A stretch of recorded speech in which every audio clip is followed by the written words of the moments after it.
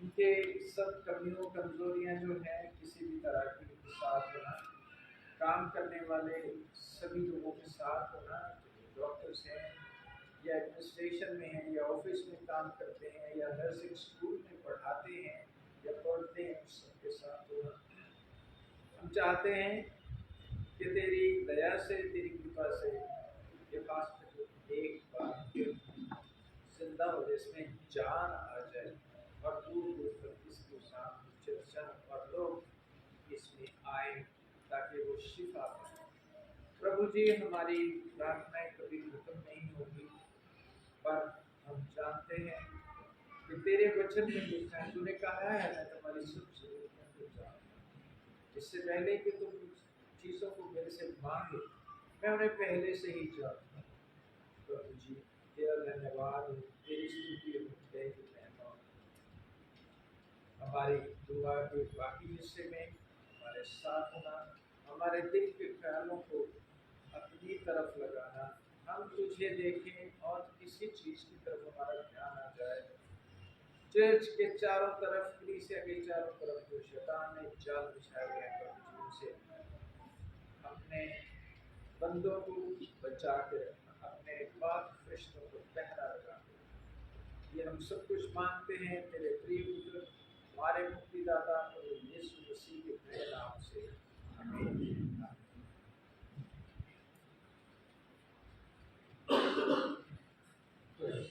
परमेश्वर की महिमा करेंगे वो एक साथ मिलकर और अपने आप को परमेश्वर का वचन सुनने के लिए क्या करें।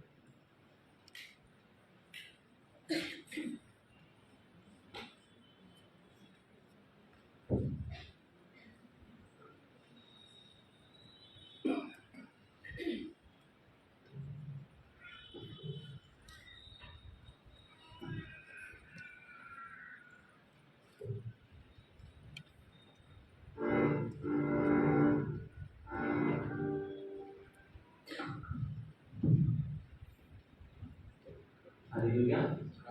आप सबको सलाम। आज हम सब खड़े होंगे और हम गीत गाएंगे, जीवन है तू रास्ता है, तू ही तो सच है खुदा। आइए हम अपने आप को परमेश्वर के वचन को सुनने के लिए तैयार करें और इस गीत को आप हमारे साथ गाएं ताकि परमेश्वर को मिलना।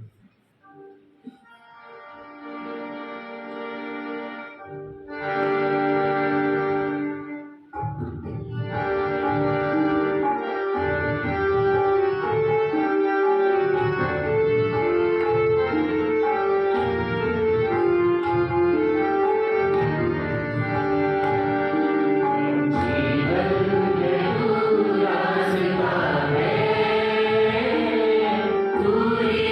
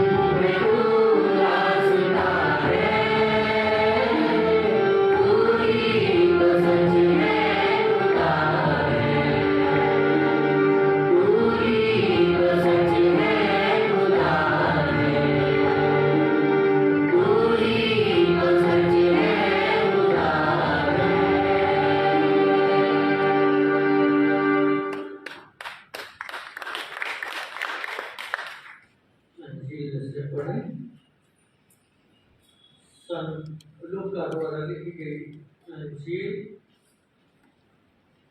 11 अध्याय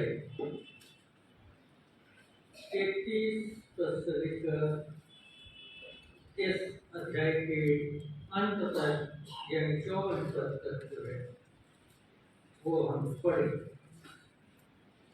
यहाँ पर इस तरह से लिखा हुआ है, कोई मनुष्य दिया जला के तल छत में या पैमाने के नीचे नहीं रखता, परंतु दीवट पर रखता है कि भीतर आने वाले उजियाला पाए।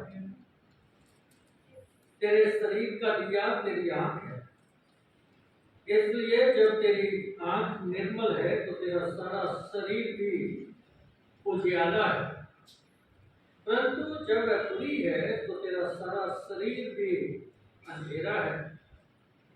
इसलिए चौकस रहना कि जो उजियाला तुझ में है वो अंधेरा ना हो जाए।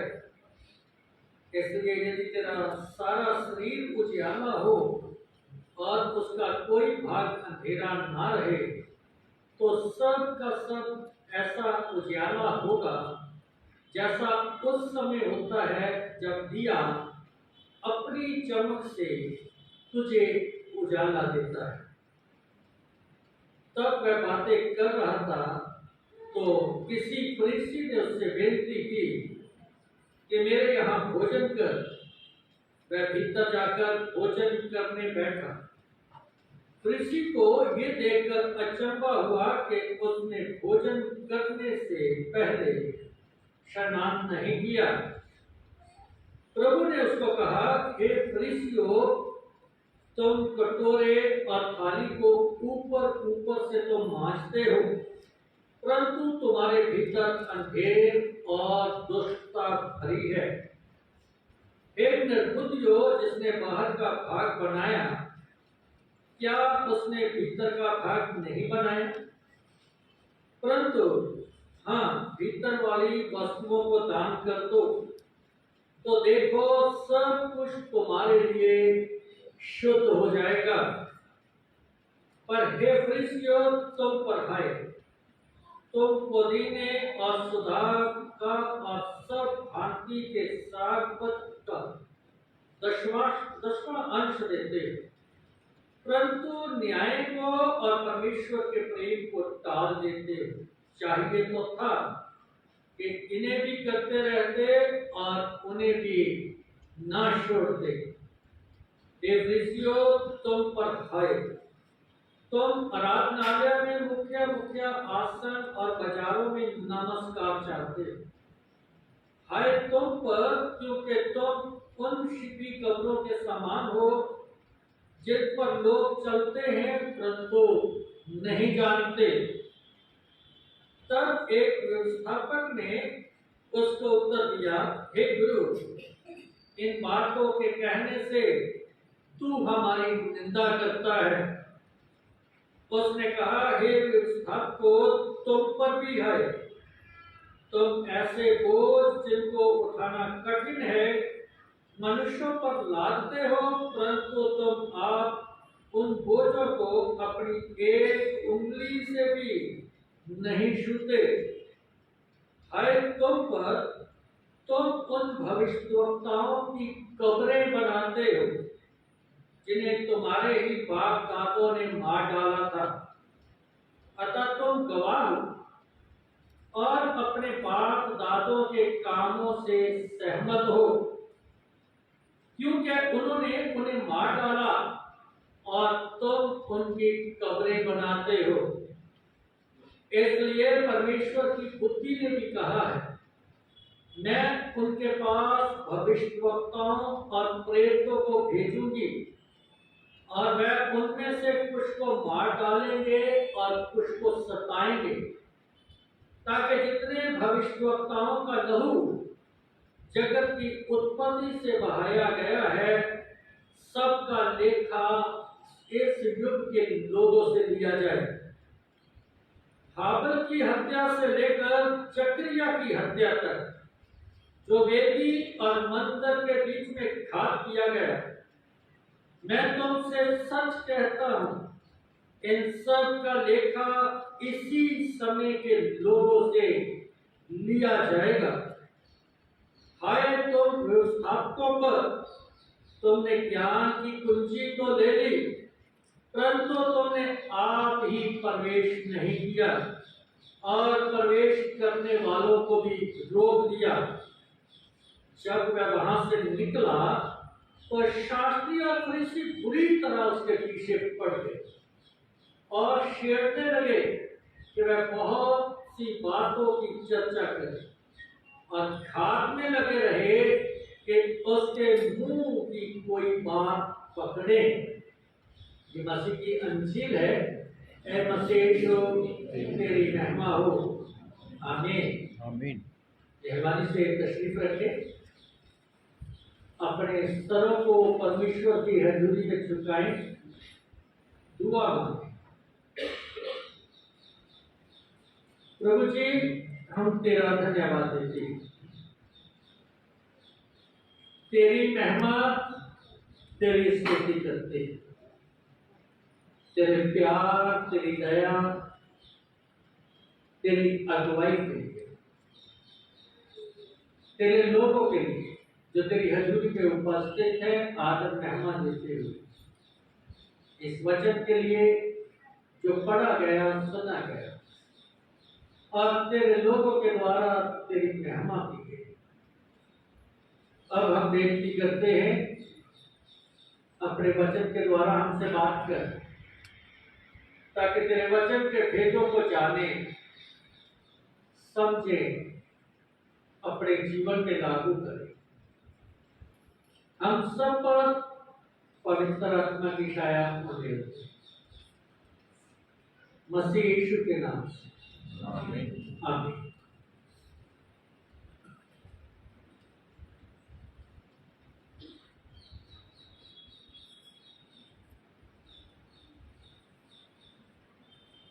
तो हम परमेश्वर का धन्यवाद देते हैं। आज फिर से हम एक साथ एक परिवार के रूप में परमेश्वर की हजूरी में उपस्थित है।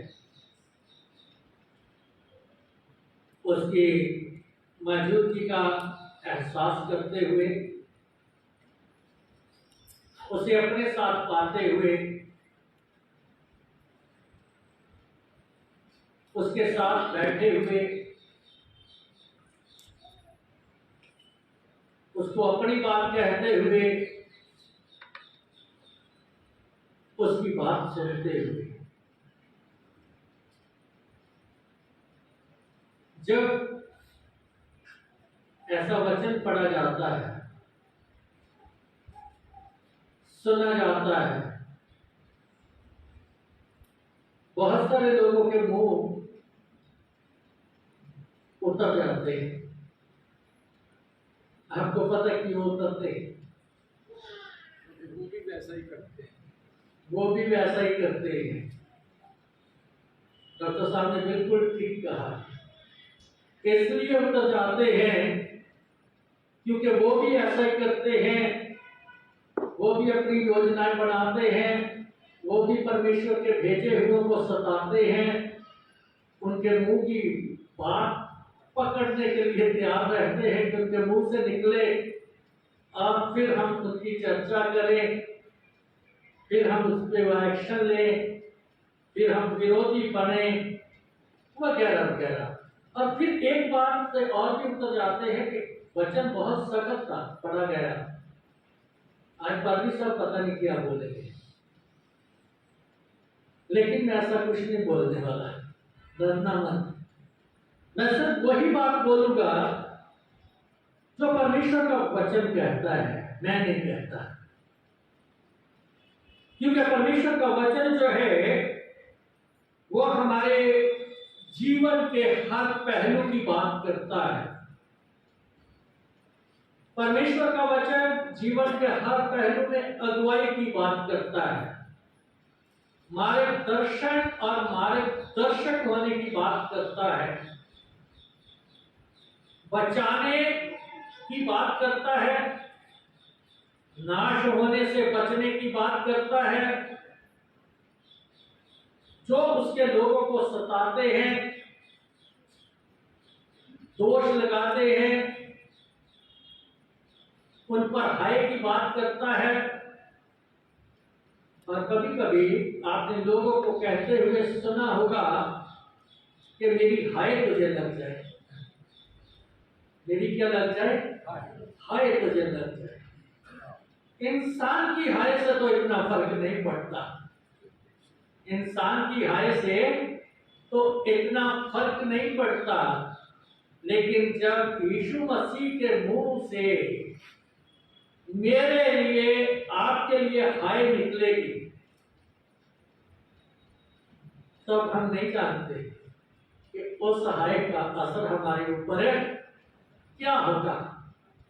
और हाय कब की जाती है, हाय कब निकलती है दिल से, जब बात हद से गुजर जाती है, जब हमारा व्यवहार, हमारी बातें, हमारे प्रति जो सोच है किसी की, वो सीमाएं पार कर जाती है।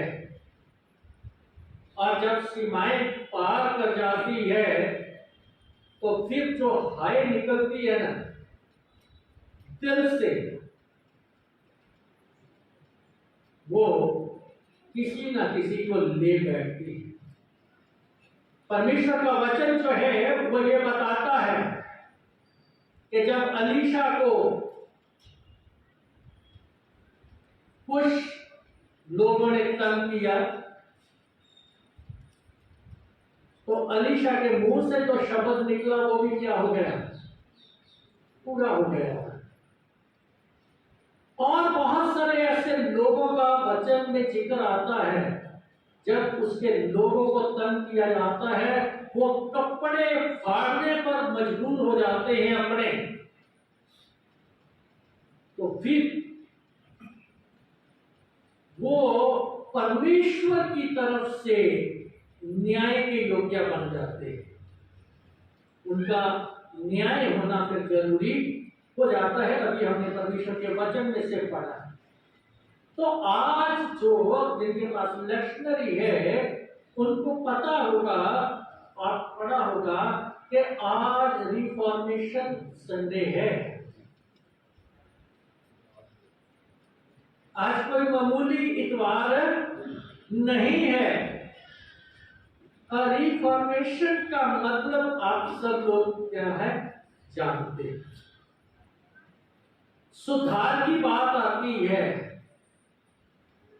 सुधारवादियों की बात आती है, अपने आप में सुधार, आगे चलकर बताऊंगा, लाने की बात आती है। अपने आप को उन चीजों से जो परमेश्वर को अच्छी नहीं लगती उनको छोड़ने और उनसे अपने आप को अलग करने की बात आती है। और परमेश्वर का वचन जो है ये बड़ी स्पष्टता के साथ हमें बताता है। हमें 81वें भजन में से बहुत ही अच्छे तरीके से पढ़ा कि परमेश्वर का वचन कहता है कि मैंने तो उनके कंधों से क्या करने की कोशिश किया, जो उतार दिया, बोझ उतार दिया और उनका टोकरी ढोना क्या हो गया, छूट गया। जो उनके बाप दादे गुलामी की हालत में थे, आप देखिएगा 2 पीढ़ी पहले, 3 पीढ़ी पहले, 4 पीढ़ी पहले हमारे बुजुर्गों का हाल क्या था, किन किन हालातों में हम रहते थे, किन परिस्थितियों में रहते थे, हमारे पास था ही क्या। और आज परमेश्वर ने वो टोकरी ढोना छुड़ा दिया, गुलामी की जंजीरों से क्या कर दिया, छुड़ा दिया। परमेश्वर ने हमारी सारी कमियों को दूर करके हमें लग्जरी जीवन दे दिया, जिसमें हम हर तरीके से संकटों से छूटे हुए हैं। लेकिन फिर भी परमेश्वर कहता है कि इस्राएल, तूने मेरी नहीं सुनी, इस्राएल ने मुझको नहीं चाहा, इसलिए मैंने क्या कर दिया। 12 में उनके हक पर छोड़ दिया कि वो अपनी ही युक्तियों के अनुसार चले। रोमियो की पत्री कहती है, मैंने पहला अध्याय के 24-25 को पढ़े तो मैंने उनके निकम्मेपन पर छोड़ दिया। और जितनी बातें मैंने अंजील में से पढ़ी और आपने सुनी और अपनी बाइबल में देखी, वो सारी की सारी मेरे और आपके निकम्मेपन को क्या करती है, प्रकट करती है। क्योंकि मैं नहीं कह रहा, डॉक्टर साहब ने शुरू में कह दिया था कि जो हमने सुना पढ़ा हम वैसे ही इसलिए बोलता चाहते हैं। हम सिर्फ और सिर्फ अपनी जिद जो है उस पर अड़ना जानते हैं।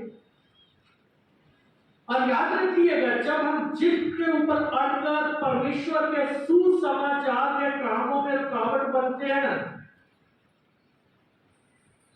परमेश्वर छोड़ेगा नहीं, परमेश्वर छोड़ेगा। कलीसिया के कामों में, चर्च के कामों में, सुसमाचार के कामों में जो रोड़ा बनाना, परमेश्वर का वचन कहता है कि वो पत्थर है,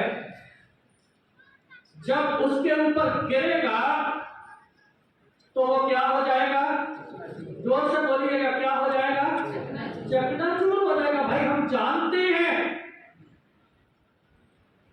क्या हमने से कोई चकनाचूर होना चाहता है? उस पत्थर के नीचे आकर पीसना चाहता है? तो क्यों नहीं छोड़ देते अपनी जिद, क्यों नहीं छोड़ देते अपना हठ, क्यों परमेश्वर के कामों में, चलते कामों में रुकावटें बनते? मैं नहीं कह रहा, परमेश्वर का वचन कहता है कि मैं उनको उनके हक के ऊपर क्या कर दिया, छोड़ दिया। अपनी ही युक्तियों के अनुसार चलेंगे, अपनी ही युक्तियों में।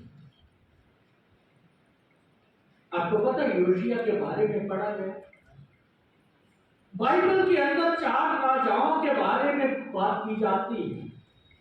बाकी 3 की मैं बाद में कभी बात करूंगा जब आगे, जिन्होंने सुधार लाने की क्या किया, कोशिश किया, रिफॉर्मेशन, सुधार लाने की कोशिश किया अपनी कौम के अंदर, अपनी जाति के अंदर, अपने लोगों के अंदर, अपने चर्च के अंदर, अपनी कलीसिया के अंदर।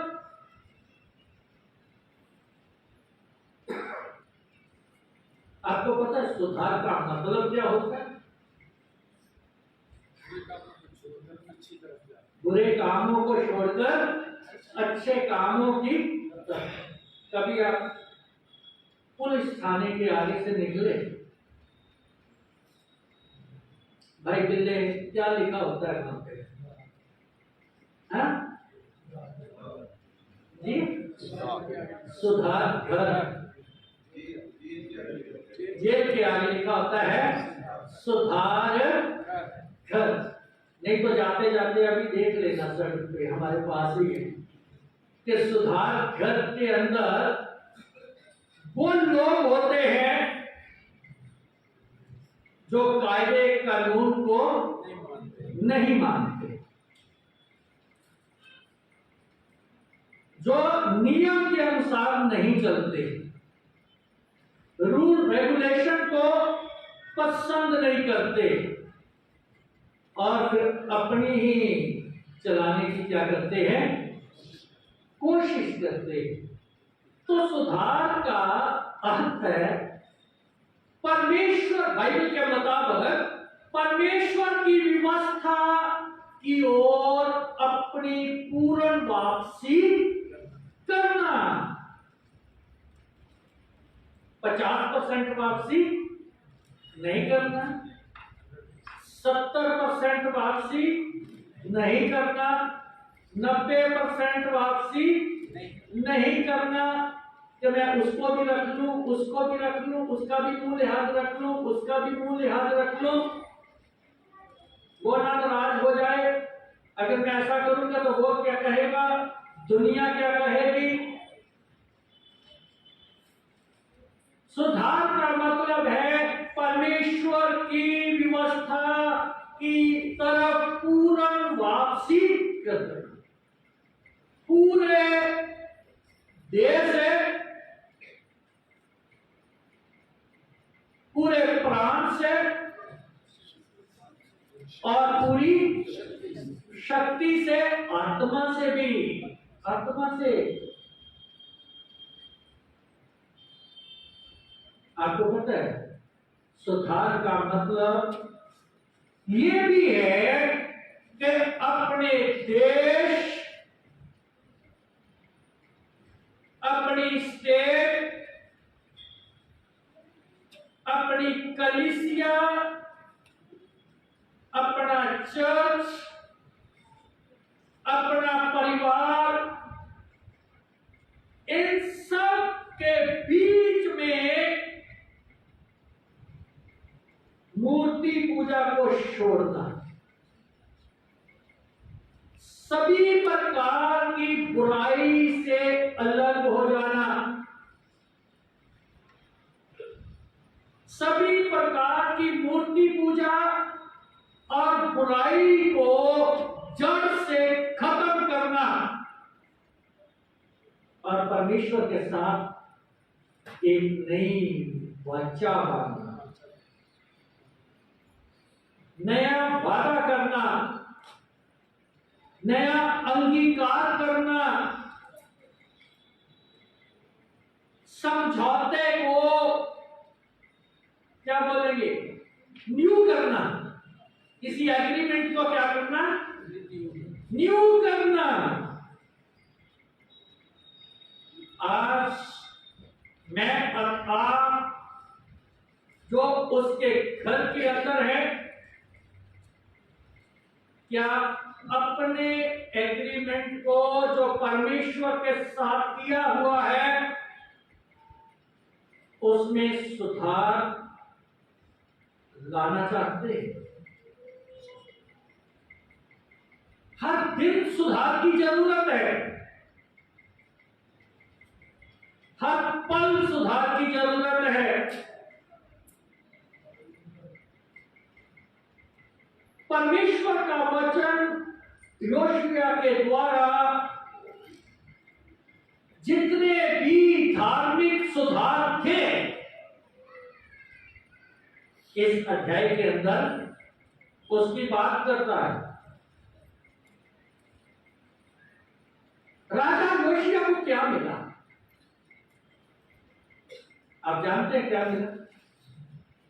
अगर आपने ध्यान से पढ़ा होगा, सुना होगा, तो राजा योशिया को ये व्यवस्था की किताब मिली।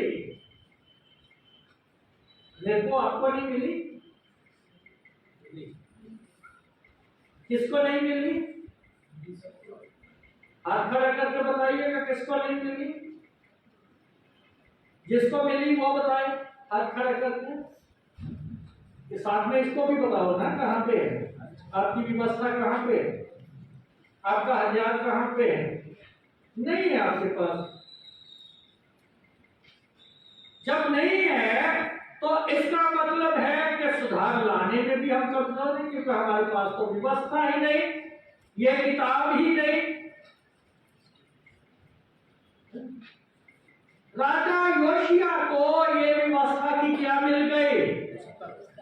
पुस्तक मिल गए, जिसे लोगों के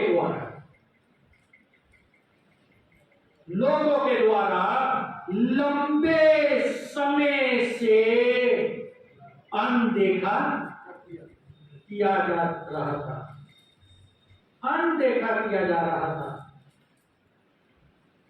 और जब राजा ने इस किताब को पकड़ा, इस किताब को पढ़ा, इस किताब को सुना, तो क्या हुआ? राजा ने अपने कपड़े फाड़ दिए।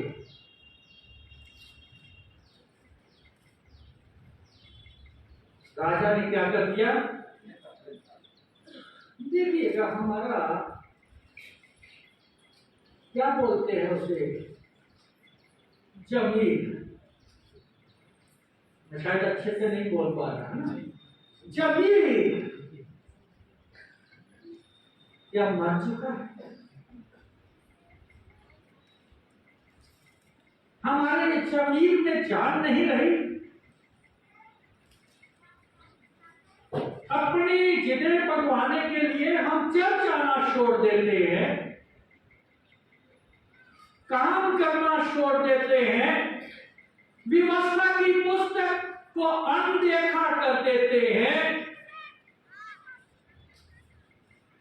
इसको पढ़ते नहीं हैं, सुनते नहीं हैं, तो सुधार कहां से आएगा?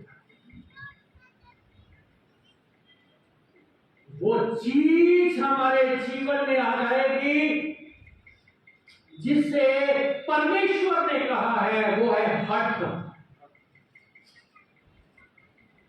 और हट कभी हमें आगे बढ़ने नहीं, हट कभी हमें जिंदा रहना नहीं देगा, हट कभी हमारे जीवनों में शांति रहने नहीं देगा।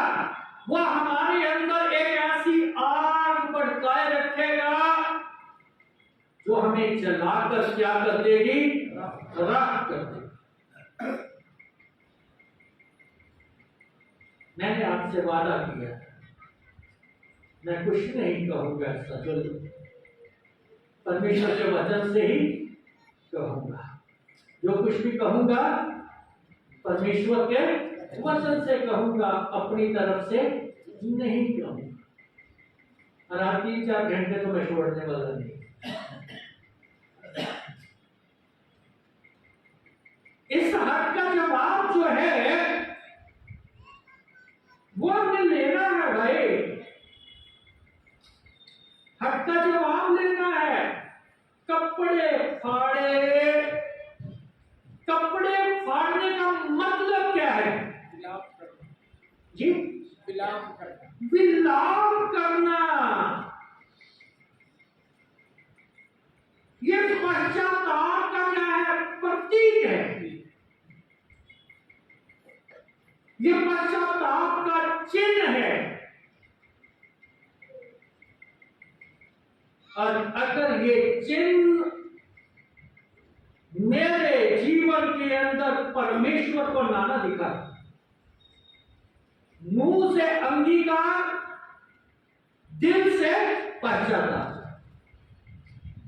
मुंह से अंगीकार और दिल से पश्चाताप अगर परमेश्वर को ना दिखा तो मेरे अंदर सुधार आ ही नहीं सकता। परमेश्वर का अनुग्रह जो आगे चलकर बताओ तो परमेश्वर की दया मेरे ऊपर नहीं हो सकती, क्योंकि मैं कौन हूं? हकीम हूं।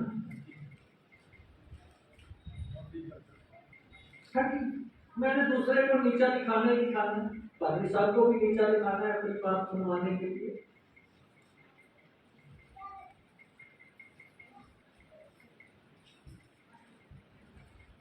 उसने क्या किया? वाचा का नवीनीकरण किया, अपने एग्रीमेंट को जो परमेश्वर के साथ था लोगों का और अपना वो न्यू किया।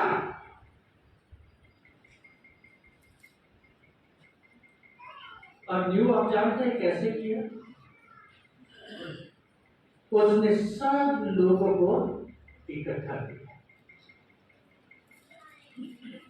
जा जाकर लोगों के पास सबको क्या किया? इकट्ठा किया। इकट्ठा करने के बाद उसने क्या किया? घर जाकर इस अध्याय में जरूर पढ़िएगा।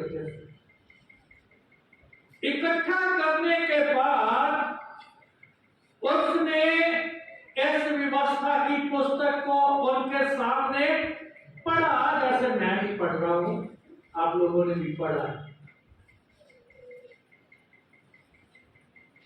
लोगों के सामने।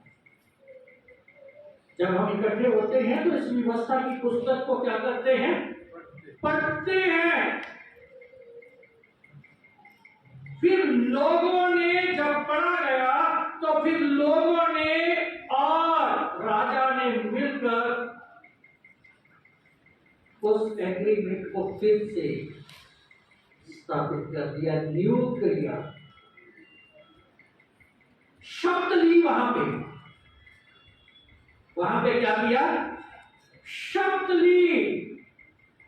परमेश्वर से उस शब्द का पालन करने की प्रतिज्ञा की कि आज से मेरे जीवन में किसी तरह की मूर्ति पूजा नहीं होगी, मेरे जीवन में किसी तरह की बुराई नहीं होगी।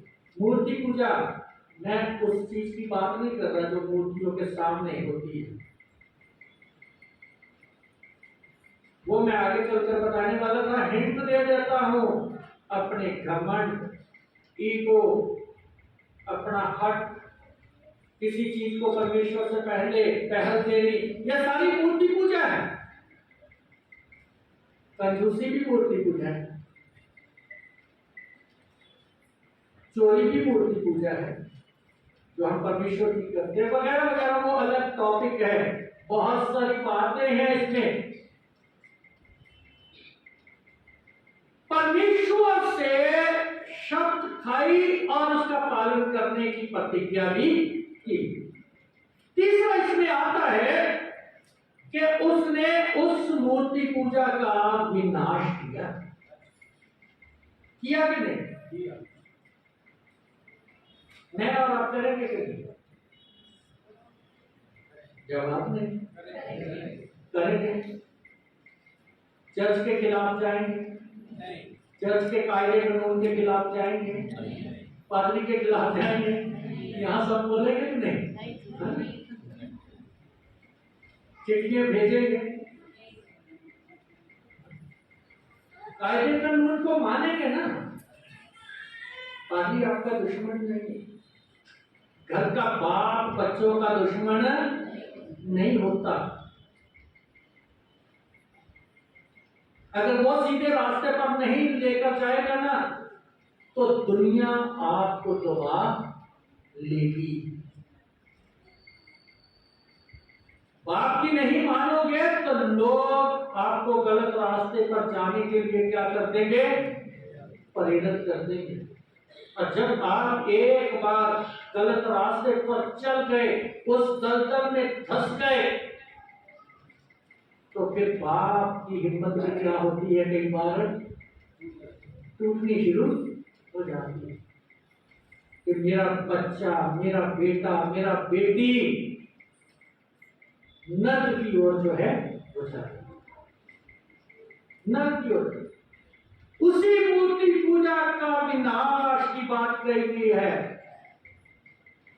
और मूर्ति पूजा को इस्राएल और यहूदा के सारे ही एरिया के अंदर उसने क्या कर दिया? पूरी रीति से मिटा दिया, खत्म कर दिया। अब चौथा उसने क्या किया? इन सारी चीजों को मिटाने के बाद परमेश्वर के घर की शुद्धिकरण किया, शुद्धिकरण किया। बाल देवता, अशेरा, देवी देवतियों की मूर्तियां, सारी चीजें जो थी परमेश्वर के घर से क्या कर दी?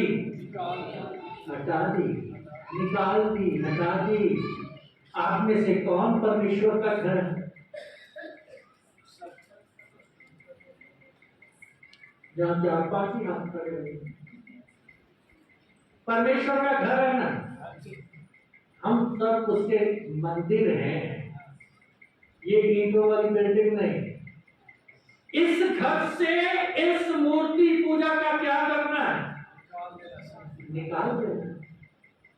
जिन जिन चीजों ने हमारे पर दबाव डाला हुआ है, हमारे हक ने भी डाला हुआ है, हमारी जिद ने डाला हुआ है, जिनके हम गुलाम हो गए, परमेश्वर ने उन जंजीरों से छुड़ाना चाहा, हमारा टोकरी धोना छुड़वा दिया। हर पहलू से हमारी गरीबी को दूर कर दिया। जंगल में भी बटेरे और मन्ना देना शुरू कर दिया। यहां लोग भूखे रहते, वहां हमें खाना देना शुरू कर दिया।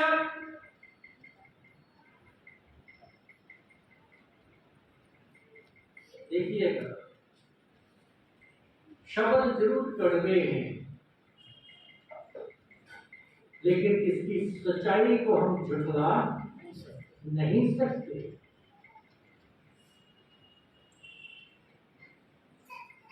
बेशक बाहर जाकर हो सकता है कोई बुरा भी करे, लेकिन बुरा जब कोई कहेगा तो वो भी उसका हक ही होगा। वो अपने रास्ते से बढ़ने की कोशिश नहीं करेगा। लिखा है कि वो सारे पुजारियों को भी उसने क्या कर दिया? हटा दिया। जो झूठे देवताओं की क्या करते थे? पूजा, सेवा करते, करवाते भी।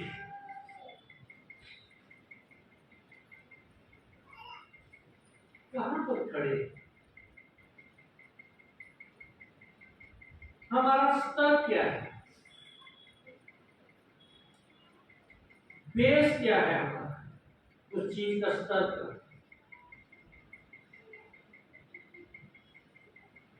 सोचिएगा ध्यान से। जब तक ऊंचे स्थान जो हमारे अंदर पड़े हुए हैं ना, ऊंचे स्थान का मतलब जिस चीज को हम अपने जीवन में सबसे ज्यादा पहल देते,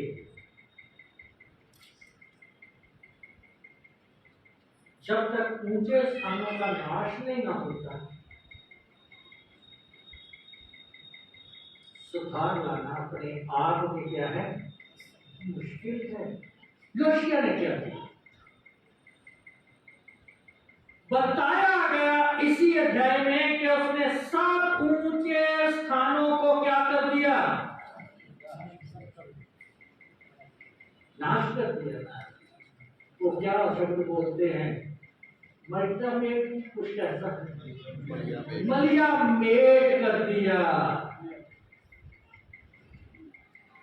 यहां लोग जिन बातों को पहल देते थे, जिन चीजों को महत्व देते थे, अपनी ईगो सामने रखते थे, और ईगो सामने रखते हुए परमेश्वर के भेजे गए भविष्यवक्ताओं को, मैं नहीं बोलता, आप भी बोल दीजिए, क्या करते थे? मार देते थे, सताते थे। उनके मुंह की बात पकड़ने के लिए क्या कर देते थे? क्या कहते थे कि उसके मुंह से कोई बात निकले।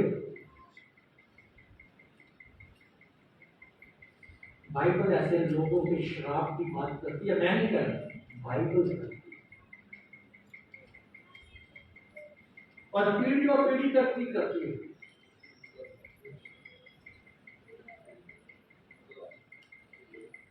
उसके बाद उसने क्या किया? विदेशी चीजें जो हमारे देश की क्या थी? नहीं थी। पूजा करना भी लोगों से क्या किया? छुड़वाया। सूरज की पूजा करनी, पानी चढ़ाना, चंद्रमा को माथा टेकना, मस्या नहाना, बाबे की चौकी पूरी करनी,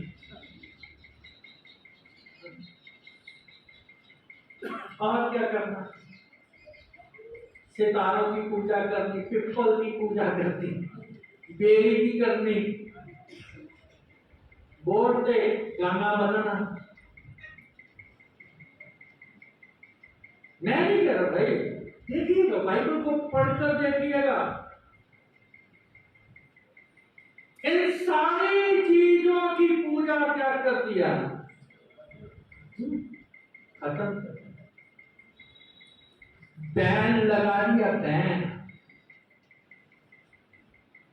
लॉकडाउन हो गया, हुआ कि नहीं? कोई बाहर नहीं निकलेगा, कोई ऐसा काम नहीं करेगा, कोई सड़क पे नहीं जाएगा, लॉकडाउन लग गया। किसने लगवाया? यहोशू ने लगवाया, योशिया ने लगवाया ना? यहोशू ने नहीं, योशिया राजा ने लगवाया है ना? यहोशू तो राजा था ही, इधर योशिया है ना? किसने लगवाया? मान लीजिएगा अगर आपका पादरी साहब किसी चीज से मना करते तो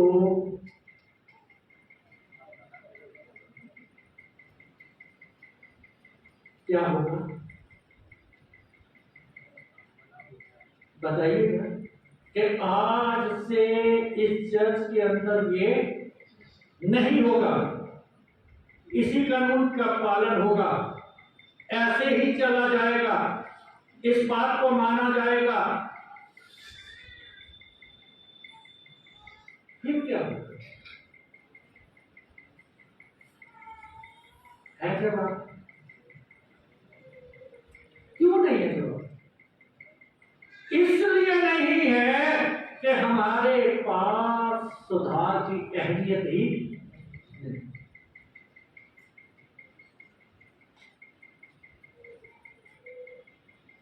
अपने आप को सुधारना ही नहीं चाहते। हमें आदत पड़ चुकी है ना, इस्राएलियों की तरह। इस्राएलियों को क्या आदत थी बताइएगा?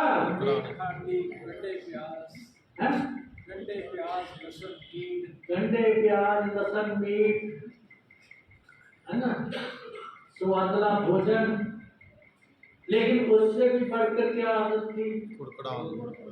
जी बोलिए मुझे। कुड़कुड़ाने वाली आदत है। पादरी की चुगली तो करनी ही है, दूसरे की भी करनी है, आदत से मजबूर है। अगर ये नहीं किया तो रोटी हजम न नहीं, घर घर जाकर बदनामी करनी। अगर मैं गलत कह रहा हूं तो कह सकता है मुझे कि पादरी साहब ने ये गलत किया, मैं प्रूफ दे दूं बात की।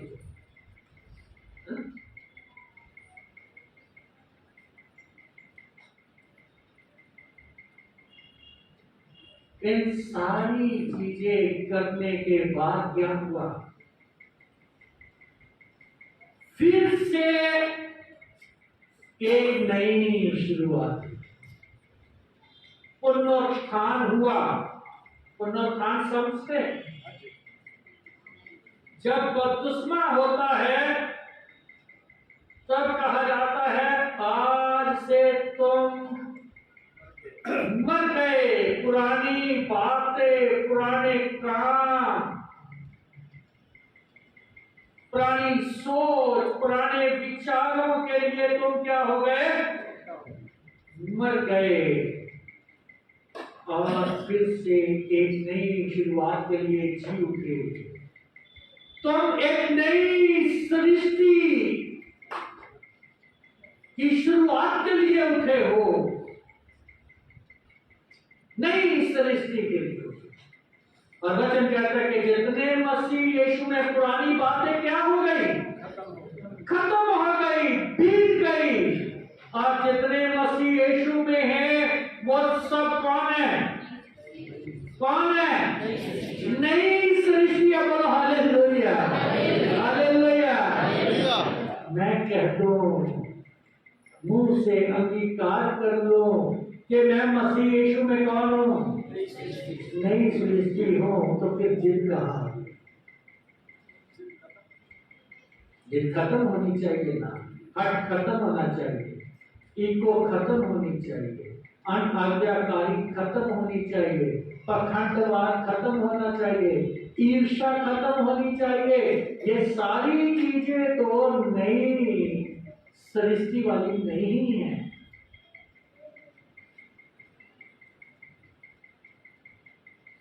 वैर विरोध ईर्ष्या सब खत्म हो जानी चाहिए। तो एक नई शुरुआत का, एक अंधेरी रात गई और फिर क्या हुआ, नया सुबह आई, नया सुबह आई। क्या हम में से एक भी योशियाकरण है जो नई सुबह की शुरुआत कर पाए दूसरों के साथ? तो क्या किया योशिया राजा ने? वो फसह का पर्व, वो कुर्बानी, वो बलिदान जो शुक्रगुजारी के थे, काहे के बलिदान थे? शुक्रगुजारी के बलिदान थे, जो लोगों ने छोड़ दिए हुए थे,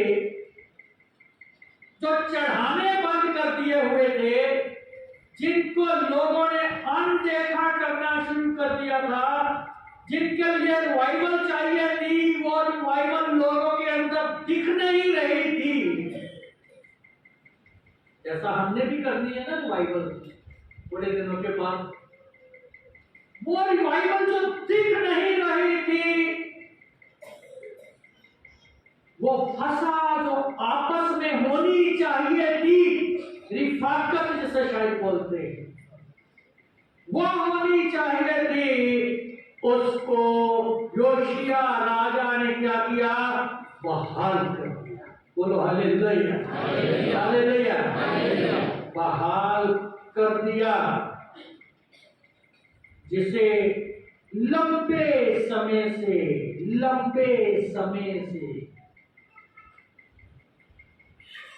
बंद करके रखा हुआ था। उस फसह के पर्व को मनाना लोगों ने छोड़ दिया था। ये राष्ट्र पद्धति पे भी सुधार था, इस्राएल देश में, और अंदरूनी तौर पे भी क्या था? सुधार था लोगों के जीवन में। आप समझ रहे मेरी बात को? अंदरूनी तौर पे भी था, बाहरी तौर पे भी था। क्यों बाहरी तौर पे और अंदरूनी तौर पे था? इसलिए क्योंकि ये सुधार संपूर्ण दिल से था।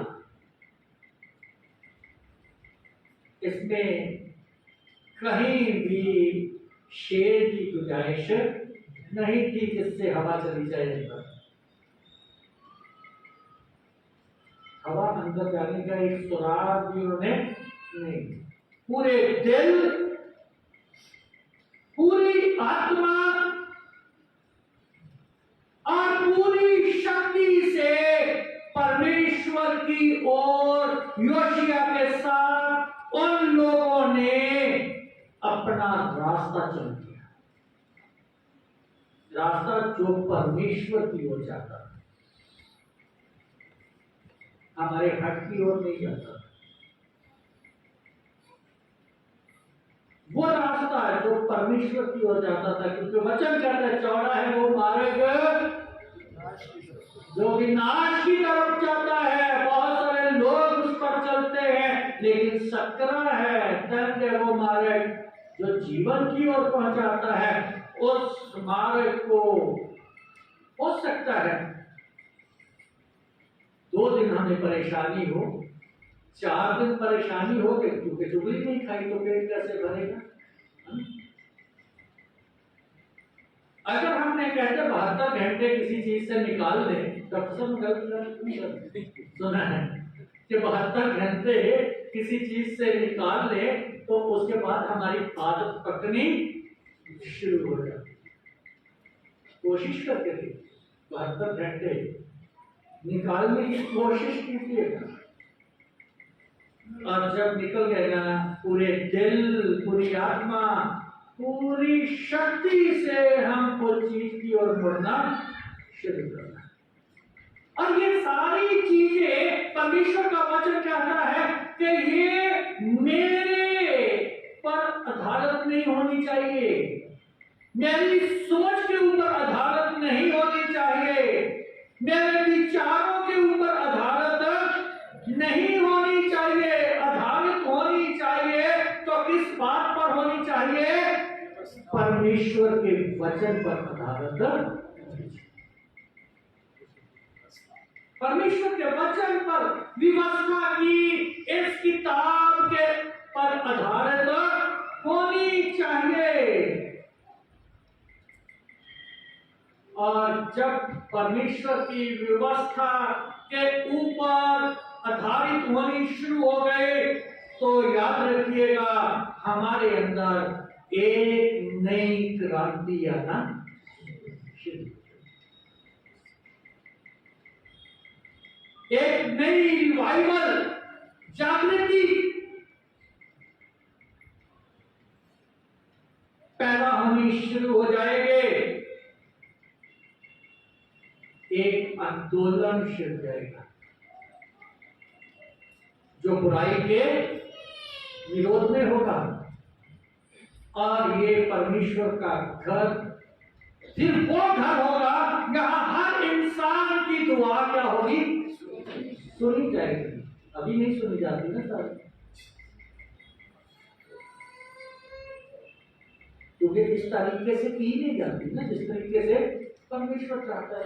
पहले यूहन्ना की पत्री कहती 5 अध्याय में कहते हैं कि तुम मांगते हो तुम्हें मिलता नहीं, क्योंकि तुम अपनी इच्छा के अनुसार मांगते हो ना, परमेश्वर की इच्छा के अनुसार नहीं मांगते भाई।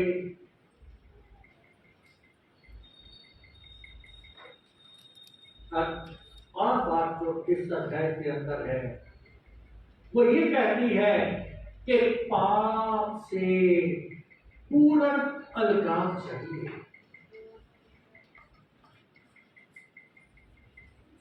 क्योंकि इस अध्याय में मूर्ति पूजा और पाप जड़ से खत्म करने की क्या की गई है? कोशिश भी की गई, बात भी की गई है ना, कोशिश की गई जड़ से खत्म करने की। ठीक करने की बात नहीं, याद रखिएगा, ठीक करने की बात नहीं की गई। हम कहते चलो हम ठीक कर लेंगे, ये गलती होगी या ठीक कर लेंगे। भाई ठीक नहीं करना,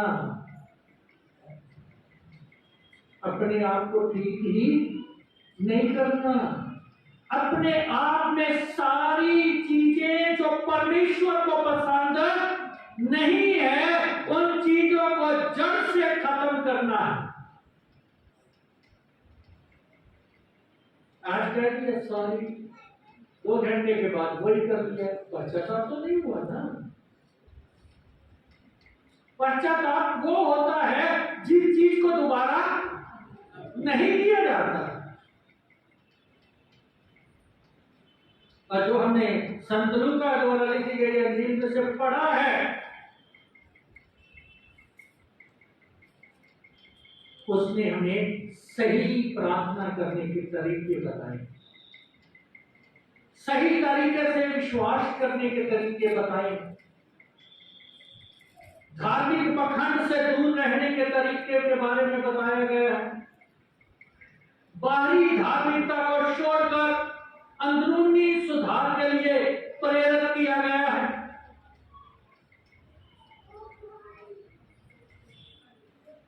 बहुत सारी ऐसी चीजें हैं जो परमेश्वर का वचन जो है बताता है कि सच्ची धार्मिकता और पखंड जो है उसे छोड़ना है। और आप जानते हैं कि यीशु मसीह ने बार बार बार बार बार बार इन चीजों के लिए फटकार हर एक कहने की इसे जरूरत क्यों पड़ती, फटकार लगाने की जरूरत क्यों पड़ गई?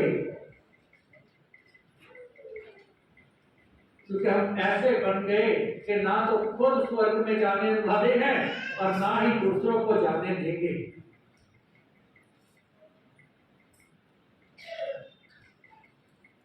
किसी ने कहा था कि गलत लोगों के पास यीशु मसीह चला गया। गलत लोगों के पास कोई सिख सरदार था जिसने कहा था कि गलत लोगों के पास यीशु मसीह चला गया, जिन्होंने उसे क्रूस पर चढ़ा दिया और फिर जाने लगा आसमान पे, तो फिर भी उसे पकड़ नहीं पाए। यार हमारे पास होता ना तो कैसे चला जाता, एड़ी पकड़कर नीचे खींच लेते, जाने नहीं देते। जिन लोगों के पास यीशु चला गया उन्होंने कदर नहीं की। वो अपनों के घर आया और उसके अपनों ने ही उसे स्वीकार नहीं किया। पर जितनों ने, जिनकी बात कर, जितनों ने किया उनको उसने परमेश्वर की संतान होने का क्या कर दिया, अधिकार दे दिया। बोलो हालेलुया, हालेलुया। है कॉन्फिडेंस इस अधिकार के बारे में? सबको नहीं है। पिछले दावे के साथ कह सकता हूं कि मैं तेरा बेटा हूं, मैं तेरी बेटी हूं।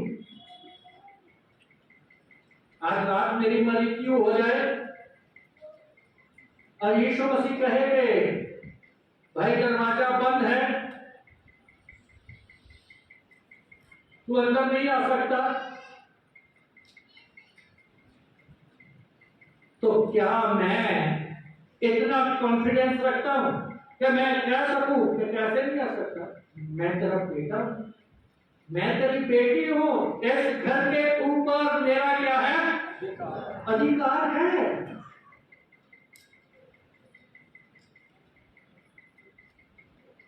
अधिकार है। वहां हमारा रोग नहीं चलेगा भाई, पानी के ऊपर रोग चलता है, वहां नहीं चलेगा। सोच लीजिएगा, यीशु मसीह बाहरी शुद्धिकरण के नियमों का पालन नहीं कर रहे यहाँ पे, जो मैं और आप हमेशा करते हैं, और जो सही चीज होती है उसे हम भूले रहते हैं, उसकी ओर ध्यान नहीं जाता। मैंने कई बार चर्च में कहा है, ये औदा होना चाहिए, ये बढ़ना चाहिए, ये नहीं आना चाहिए, ये बढ़ना चाहिए, ये नहीं आना चाहिए। कॉन्स्टिट्यूशन, इससे बड़ा कॉन्स्टिट्यूशन क्या है? कोई नहीं ना। तो फिर आप बाइबल को मानते हैं जब उस हरी किताब को ही मानते हैं? पहले सुधार तो लाइएगा इसमें, इसको पढ़कर, इसको सुनकर। बड़े मसीही बनने पड़ते, मसीही जैसा चाल चलना, मसीही जैसी पवित्रता, मसीही जैसा स्वभाव। आपको पता है उस समय के लोग यही तो पखंड करते, ये खाना चाहिए, ये नहीं खाना चाहिए, ये यहाँ होना चाहिए, ये नहीं होना चाहिए, इसका औदा ये होना चाहिए, उसका यहाँ तक कि यीशु मसीह के चेले भी इस बात में फंस गए, है ना? एक की तो माँ भी फंस गई है ना अपने किसी पर, कि एक को मेरे रहने बैठा ले अपने और एक को बाहर बैठा ले। हम तो सारे रीति रिवाजों का पालन करते हैं। अच्छा, यीशु मसीह एक फरीसी के न्योते पर उसके घर के अंदर भोजन करने बैठता है। बाहरी शुद्धिकरण के नियमों का पालन यीशु नहीं करते तो वो क्या हो जाता है? निराश की और हैरान हो जाता है। तो यीशु मसीह उनके पखंड के लिए फटकार लगाते। वो बाहरी पवित्रता और अंदरूनी पखंड की बात करते हैं जो मेरे में और आप में भी है। जैसे ही चर्च के अंदर घुसे हमारे कंधे झुकने शुरू हो, जैसे ही दरवाजे के सामने आए हमारे हाथ भी जुड़ गए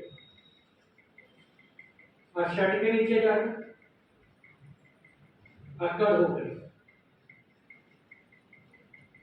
ये होता है। और सच्चाई बोलने वाला हमेशा क्या लगता है? क्या लगता है? बुरा ही लगता है। वो बाप भी बुरा लगता है जो अपने बच्चे को क्या करता है? डांटता है।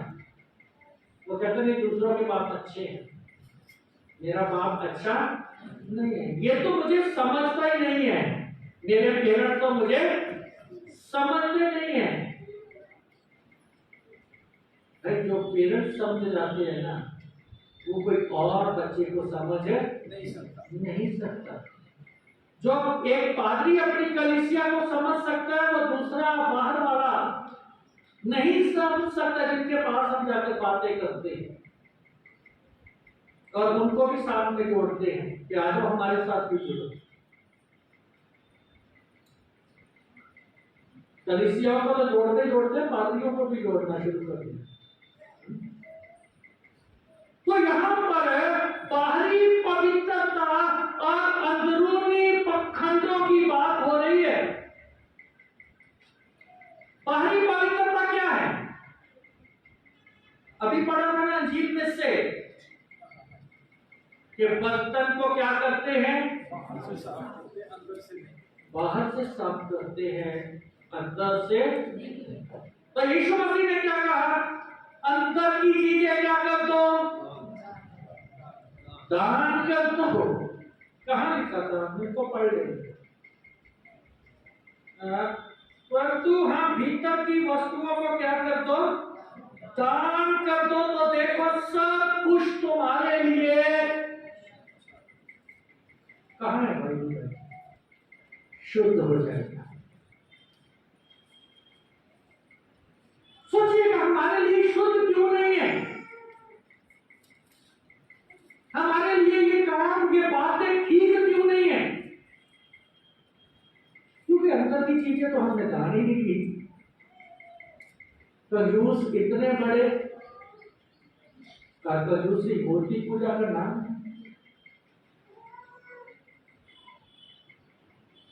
अंदर से इनको निकालेंगे तो शुद्धिकरण होगा। यह गुबार सा बना रहता है कई बार, वो गुबार जब तक वॉमिट नहीं आती वो खत्म नहीं होता।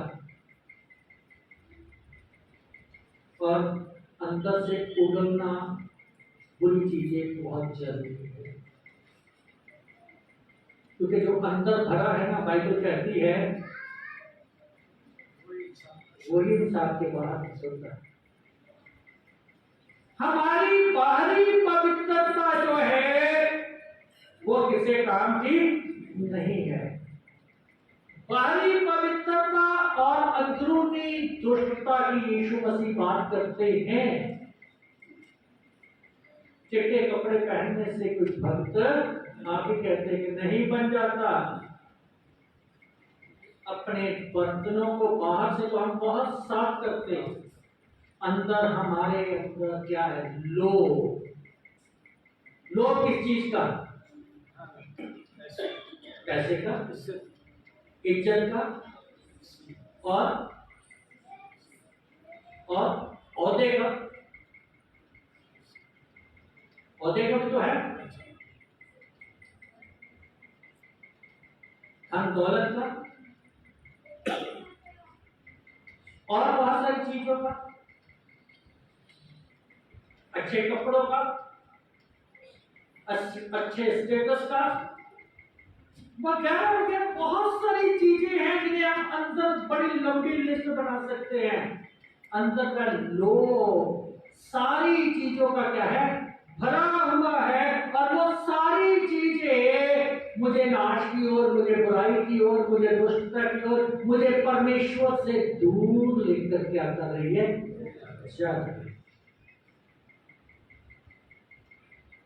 व्यर्थ ही अपने कंधों पर हमने क्या डाला हुआ है, बोझ डाला हुआ है।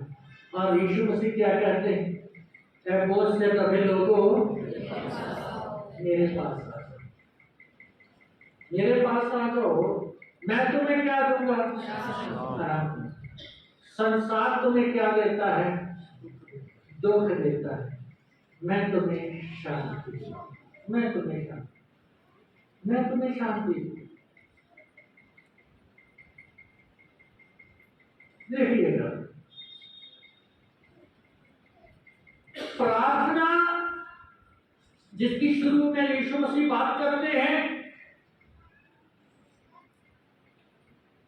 वो एक ऐसा साधन है जो हमारी जरूरतों को पूरा करने के लिए है। एक तरफ वो कहता है मांगने से पहले जानता है, दूसरी तरफ वो कहता है कि ऐसा कोई बात नहीं, उसका बेटा मच्छी मांगे उसे सांप दे, रोटी मांगे तो उसे पत्थर दे। इसी तरह बाहरी नियमों का पालन करने की बजाय हमें अपने भीतर के लोभ, अपने अंदर के घमंड, अपनी ईगो, अपनी दुष्टता को अपने जीवन से, अपने विचारों से, अपनी सोच से दूर करना चाहिए, तभी वो रिफॉर्मेशन होगी, तभी सुधार होगा, नहीं तो सुधार होने वाला नहीं। और आपको पता है,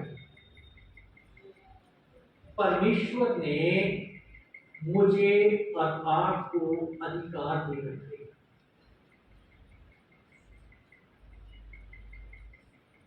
इन सारी चीजों को काटने का। यह शैतान मुझसे क्या हो रहा है, यह बीमारी मुझसे क्या हो जाए, दूर हो जाए, यह बुरी सोच मुझसे क्या हो जाए, दूर हो जाए, यह दुष्टता मुझसे क्या हो। यीशु के नाम में मैं तुझे डांटता हूं, कहा तो क्या नहीं कहा, तो कहना, जिन्होंने कहा है बड़ी अच्छी बात, जिन्होंने नहीं कहा कहना शुरू कर दीजिएगा, हे परेशानियों, यीशु के नाम में मुझसे क्या हो जाओ, दूर हो जाए। और ये बिना अंदरूनी शुद्धिकरण के नहीं कहा जा सकता, अंदरूनी शुद्धिकरण। और वो अधिकार क्या है, परमेश्वर की एक ताकत है जो शैतान के राज्य के खिलाफ काम करती है। शैतान के राज के खिलाफ काम किया, शैतानी लोगों के खिलाफ काम किया, शैतानी बातों को रोकने के लिए काम किया, शैतानी सोच से जो रुकावटें डालते हैं उनके लिए काम किया। काहे के मसीही तेरा बोले परमेश्वर कहते, जिन कामों को करने के लिए परमेश्वर ने हमें ठहराया है, उन कामों के लिए कोई विजन नहीं। अगर मैं किसी से पूछूं कि आपका विजन क्या है, अगर मैं पास्टर कमेटी के मेंबर को खड़ा करके पूछूं कि भाई आपका विजन क्या है, इस कलीसिया की जिम्मेदारी आपकी क्या है, क्या करना चाहिए था तुझे, अब क्या कर रहे हो, वो मेरा क्या हो जाएगा? आप तो कह रहे मैंने नहीं कहा, तो वो मेरा दुश्मन हो जाएगा। और ये मेरी ड्यूटी है कि मैं पूछ सकता हूं,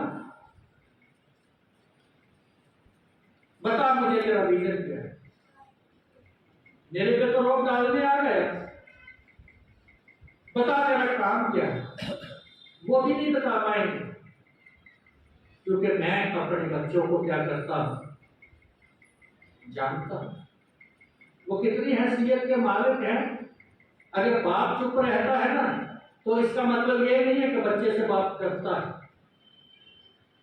वो अपने परिवार की शांति बनाए रखने के लिए एडजस्टमेंट करता है। चुप रहने का मतलब डरना नहीं होता। परमेश्वर का वचन कहता है कि इस पखंड का क्या कर दो, त्याग कर दो। उन लोगों से सावधान रहो जो अपने लाभ के लिए नियमों का बोझ आपके ऊपर डालते हैं और आपको इस्तेमाल करते हैं, और आप इस्तेमाल हो जाते हो अपनी सहमति व्यक्त करते हो, अपनी सहमति व्यक्त करते हो। हमें पता भी नहीं होता कि हम किस काम के लिए उनके साथ जा रहे हैं। कभी आपने देखा, यहाँ अभी सागर को मैं बोलूं कान में कि सागर चर्च से भाग कर निकल कर जा,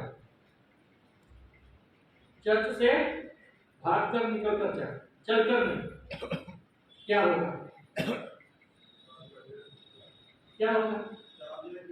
4 लोग, 10 लोग, 20 लोग पीछे, और ये भागा ही चला जाएगा दिल्ली गेट तक, तो दिल्ली गेट तक पीछे ही भागते चले जाएंगे।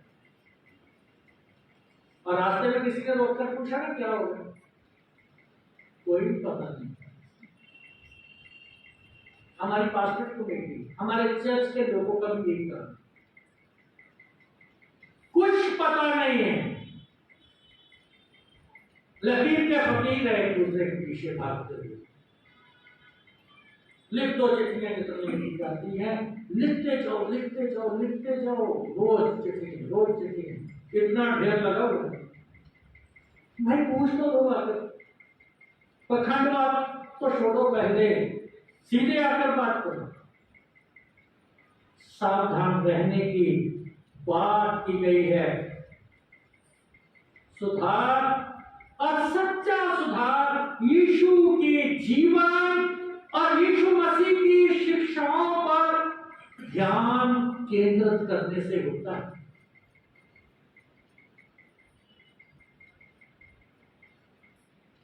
जब तक यीशु मसीह की शिक्षाएं, यीशु मसीह सबको अच्छा लगता है भाई, किसको अच्छा नहीं लगता है? वो सबका मसीहा है। क्या कौन वाले कहते मसीहा है? सबको अच्छा लगता है। तो अच्छा क्या नहीं लगता? अच्छा उसकी शिक्षाएं नहीं लगती। यीशु मसीह अच्छा लगता है क्योंकि वो हमारी जरूरतों को पूरा करता है। जैसा एक बाप सारे बच्चों की जरूरतों को पूरा करते हैं, इसलिए वो अच्छा लगता है। लेकिन उसकी शिक्षाएं कभी अच्छी नहीं। मैं नहीं कहता, परमेश्वर का वचन कहता है कि सच्चा सुधार यीशु के जीवन और उसकी शिक्षाओं पर ध्यान केंद्रित करने से ही आता है। और अगर ध्यान केंद्रित ना हुआ तो ये नहीं होगा। फरीसी लोग जो थे ना, वो बाहरी सुधार पर बात करते थे, हमेशा बाहरी सुधारों की बात करते थे। भोजन से पहले हाथ धोना, भोजन से पहले नहाना, है ना? और आपको पता कैसे हाथ धोते? ऊपर से नीचे। कई नहाते भी थे। और कब्रों के ऊपर क्या करते थे, पढ़ा ना भी हमने, व्हाइट चूना फेरते थे कब्रों के ऊपर। क्यों फेरते थे पता है? क्योंकि कहीं अनजाने में हमारा पैर कब्र के ऊपर ना आ जाए और हम अशुद्ध ना हो जाए। चूना फिरी हुई कब्रें थी।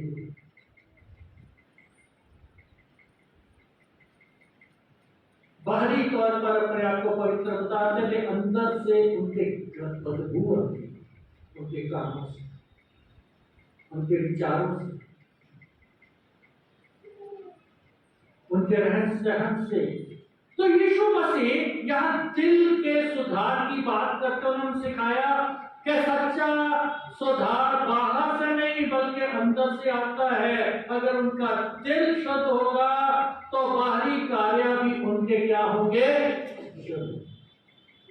अगर तेरी आंख शुद्ध है, सारा शरीर शुद्ध होगा। बाहरी दिखावे की जगह इस दिल के ऊपर ध्यान देना बहुत ही जरूरी है, बहुत जरूरी। तब तो नहीं है। वचन को ग्रहण करने में सुधार की बात की गई, वचन पर चलने में सुधार की बात की गई, और इसके साथ सच्ची प्रार्थना के ऊपर सुधार की बात की गई है। धार्मिक पखंडों के ऊपर बात की गई है। वचन के पालन करने में सुधार की बात की गई है। इस अध्याय के अंदर क्या क्या बताऊं,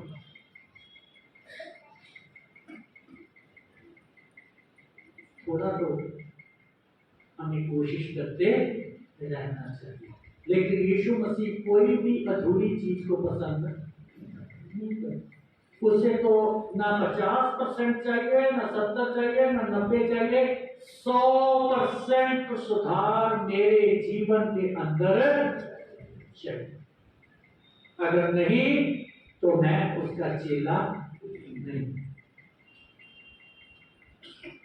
अगर मेरा रिश्ता उसके साथ नहीं तो मैं उसका बेटा या बेटी कहलाने के लायक भी नहीं।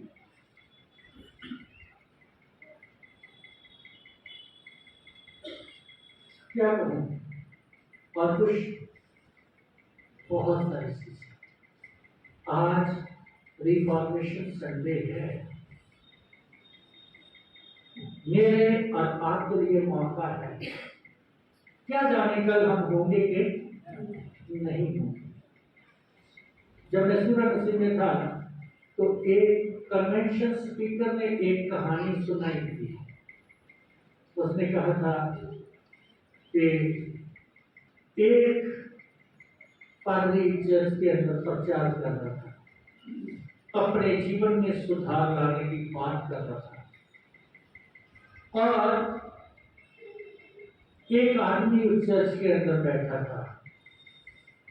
जब सारा मैसेज सुना तो वो अपने आप में फैसला नहीं ले पाया अपने जीवन के अंदरूनी सुधार के बारे में, और कहता है कि चलो अगले बार इसके बारे में सोचे। और जैसे ही वो बाहर गया चर्च खत्म होने से कि अगले बार सुधार करना शुरू करेंगे, तो बाहर जाकर एक्सीडेंट हो गया और वो वहीं पे खत्म हो गया। मरते मरते उसने लिखा, जैसे खून से लिखा कि मैं सिर्फ 5 मिनट लेट हुआ, मैं सिर्फ 5 मिनट लेट हुआ। अगर मैं 5 मिनट पहले पादरी साहब का मैसेज को सुनकर मान लेता और अपने जीवन में अंगीकार कर देता कि मैं अपना सुधार करता हूं, तो मैं सीधा स्वर्ग के अंदर यीशु मसीह के पास पहुंचता। लेकिन अब ये उम्मीद मुझसे क्या हो गई, दूर। मेरे और आपका भी कोई भरोसा नहीं है कि यहाँ बैठे बाहर जाएंगे या वचन कहता है कि अभी वो समय है, अभी वो समय है जिसका हमें फायदा उठाना बहुत ही जरूरी है। आज के बाद कोई ऐसा प्रकटवाद अगर हमारे जीवन में है, बाहरी तौर पर, अंदरूनी तौर पर, धार्मिक तौर पर, सामाजिक तौर पर, बौद्धिक तौर पर या आत्मिक तौर पर, उसमें सुधार करना बहुत जरूरी है। नहीं तो यीशु मसीह की चाहकर हमें बचा नहीं सकता। यीशु मसीह चाहता था कि होता इसका विपरीत बच जाए, लेकिन उसके किसी लोभ ने उसे बचने नहीं दिया। और लूसीफर के इसी लोभ ने, जो औहदे का था, ध्यान से सुनिएगा, जो औहदे का लोभ था, उसी लोभ ने उसे नीचे आसमान से गिरा दिया। वो मेरे के ऊपर आपको भी गिरा सकता है। याद रखिएगा, एक शब्द का हिसाब लेने वाला वो कहता है कि मैं पीढ़ी दर पीढ़ी उससे बदला लूंगा। खुदा को बदला। आइए हम सब खड़े हो जाए अपने ईमान पे। Page number 8।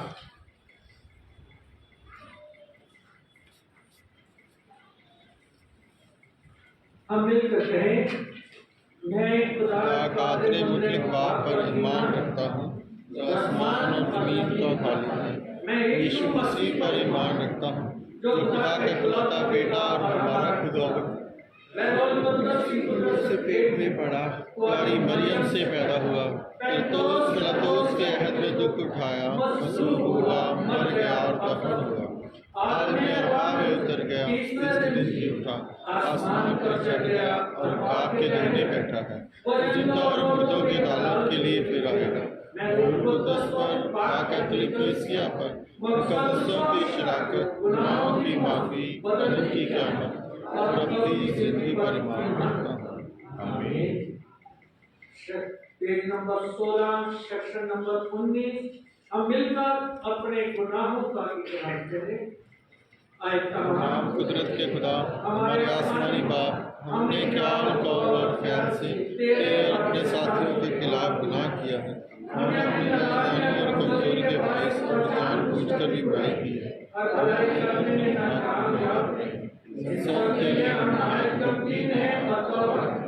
तेरे बेटे यीशु मसीह ने हमारे लिए अपनी जान कुर्बान की है। उसकी खातिर हमसे जो कुछ हुआ है वो माफ फरमा और हम आगे नई जिंदगी में तेरी खिदमत बजाना है, ताकि तेरे पाक नाम का जलाल जाहिर हो। आमीन। तमाम कुदरत का खुदा सबको माफ करता है, अपने साथियों को माफ करते और सच्चे दिल से तौबा करते, वो आप पर रहम करे, आपके सब गुनाहों को बख्शे और उनसे आपको रिहाई दे। हर तरह की नेकी में आपको मजबूत करे और हमेशा की जिंदगी में कायम रखे। हमारे खुदावंद यीशु मसीह के वसीले से आमीन। आइए हम परमेश्वर की महिमा स्तुति करें। की किताब से 466 नंबर 466 गीत है।